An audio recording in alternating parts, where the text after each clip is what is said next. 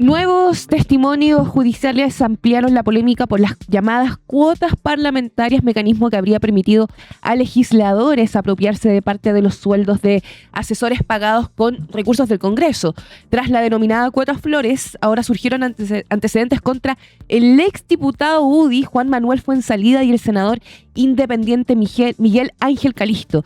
En el caso Fuenzalida, una ex jefa de gabinete declaró que el diputado pedía devoluciones de sueldo siempre en efectivo y que al ver a la PDI habría ordenado destruir celulares en el baño. En paralelo, la asesora Carla Graf confesó que su contratación con Calisto solo fue de pantalla y que nunca realizó las labores por las que el Congreso pagó honorarios. Qué increíble, Camilo. Mira, no es tan increíble, en verdad, hay que decirlo, porque en verdad esto se sabía hace bastante, pero lo nuevo y lo interesante es que el 23 de junio, ambos personajes que tú mencionaste, Geraldine, Carla Graf y Roland Cárcamo, que hay que decirlo, eran pareja, o no sé si todavía lo son, pero al menos al momento de ser contratados por Miguel Ángel Calisto, eran pareja, y lo que hacen, esto en términos muy simples y muy simplificados, Calisto conoce al señor Cárcamo gracias a uno de los Walker, pero Patricio, no Matías, que hoy día es senador. Y Patricio Walker los presenta y ellos se vuelven más o menos al poco tiempo como mejores amigos. Cárcamo y Calisto. Él se vuelve su mano derecha, pero como mano derecha y posteriormente ya asumiendo labores casi como de jefe de gabinete, cuando él todavía no era diputado, sino que era más bien un core de la región de Aysén. Buscan una forma para que llegue más plata, y esa forma que llegue más plata es contratando a la pareja, que en este caso es Carla Graf, y por eso ella dice que fue palo blanco. En el fondo su contratación era más bien para percibir recursos extras que según su propio testimonio eran para distintos fines, en general fines políticos. Mira, tengo acá las declaraciones, salieron ayer en La Tercera, pero en general después lo replicaron todos los medios porque todos accedieron a la carpeta investigativa. Para entender bien, esto es lo que dice Cárcamo en su declaración judicial, para entender bien, lo que Carla Graf recibía del Congreso Nacional era solamente una forma de obtener recursos para Calisto, más lo que aportaba yo. Con todo esto se hacía como un fondo, como una especie de caja pagadora para como ya expliqué, el 70% eran para gastos del diputado y 30% para gastos de gestión política propiamente tal. ¿Qué son esos gastos de gestión política? Pago de los gastos de oficina, pago de gastos en terreno, cualquier tipo de gastos que tenía el parlamentario, desde un café, invitar a cenar, pagar alojamientos, compra de insumos deportivos, todo con un fin político. Es como un clientelismo político. Esto es su declaración judicial. Porque todas las personas que recibían ayuda votarían a futuro por el parlamentario. Ese era más o menos el marco. Calisto se había defendido en su declaración judicial diciendo que Carla Graf sí le había presentado informes. Pero lo que dice Cárcamo en su propia versión, y también lo ratifica Graf, es que esos informes se llenaban con actividades tipo, es decir, lo que hacíamos era hacer calzar lo que hacía Calisto de acuerdo a su agenda, y se ponían algunas frases en los informes relacionadas con esas actividades.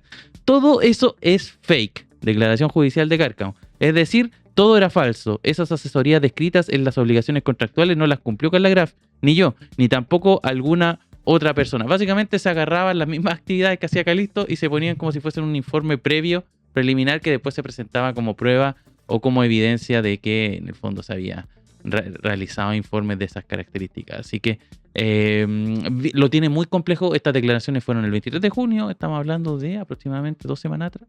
Sí, más aproximadamente, o menos. Sí. Y ya con eso se procede a la formalización, pero primero hay que hacer un salto previo, que es el desafuero del hoy senador Calisto. Él ya había sido desaforado como diputado, y como senador pasó algo bien curioso, porque Calisto, él estaba siendo procesado en Aysén, por la Corte de Apelaciones de Aysén. Y hoy día probablemente muchos se levantaron o lo vieron anoche, ya pasada las 10 de la noche, la información de que Calisto va a ser finalmente formalizado el viernes. Va a ser tramitada su solicitud de desafuero el viernes.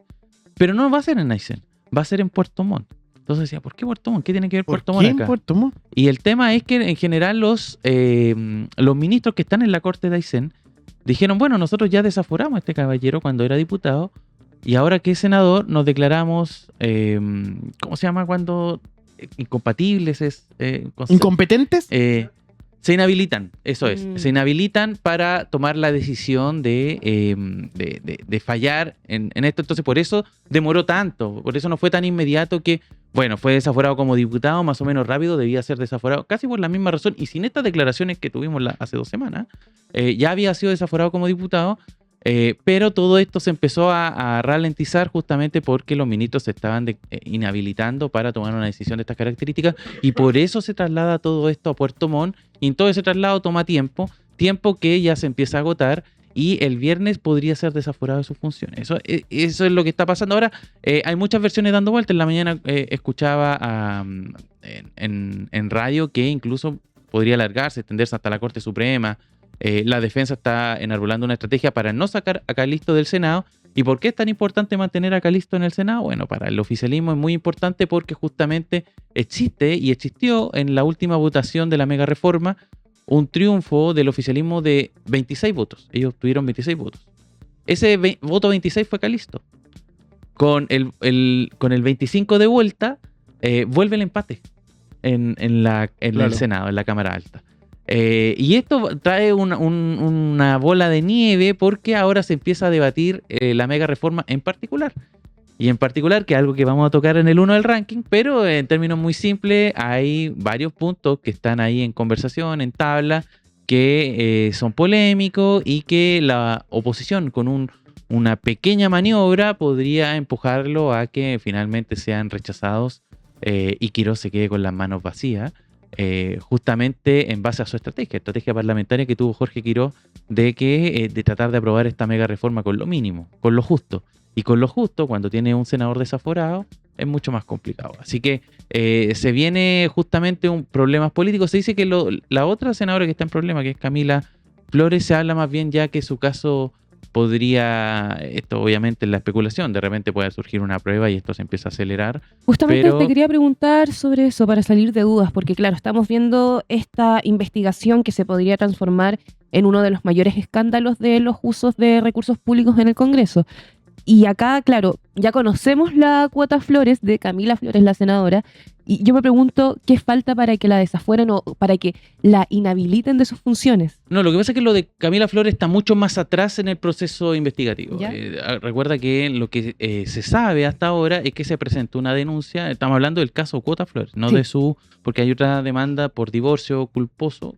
Culposo, divorcio culposo, que está, de forma paralela y no tiene nada que ver con la actividad, con su actividad parlamentaria. Pero en el caso de la cuota Flores, que es muy parecido a lo de Calisto también. Esto de utilizar a sus, digamos, contratados, personas, funcionarios que pasan a ser del Congreso para fines particulares propios, políticos o personales, derechamente. Son todos, digamos, parte de un esquema muy parecido que ya se han ido conociendo otros. El caso fue en Salida, me parece que lo alcanzaron a conversar en la intro, que también es muy parecido y esto de mandar a botar los celulares al water. Hay una cuestión ahí de mecanismo que se está empezando a desnudar y que afecta a más allá, digamos, del caso Calisto, Fuenzalía o Camila Flores. El caso de Camila Flores es mucho más atrás porque se presentó esta denuncia anónima que la Fiscalía está recién investigando. Han habido procesos de incautación de celulares y similares, de los cuales debiesen empezar a salir algunas pruebas para empezar un proceso recién a hablar de un proceso de desafuero y posterior formalización de cargo. Así que viene unos pasos más atrás.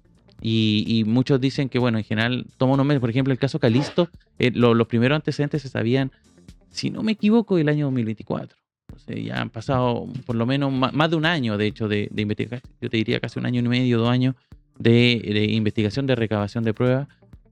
Todo para el desafuero del hoy senador Calisto, que vamos a tener novedades este viernes, así que muy atentos también a lo que ocurra ahí y al desbalance de fuerzas que puede ocurrir en el Congreso posterior a ese proceso.